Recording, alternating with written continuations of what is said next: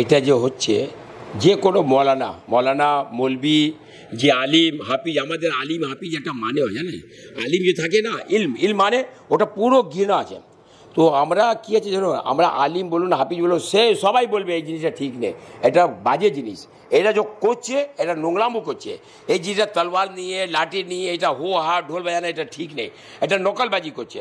এটা ঢোল আর তলোয়ার নিয়ে কি কাকে দেখাচ্ছে বলুন? এটা নিশ্চয়ই এটা বেআইনি কাজ করছে, এই জিনিসটা করা উচিত নেই। কিন্তু মৌলবি মৌলানা বলে থেকে গেছে যে এটা বাদ দাও, এটা জিনিস করবে না, তাও কিন্তু করছে, কিছুটা কম আছে। আগামী আজকে 5-10 বছর আগে চলে যান, প্রচুর হতো।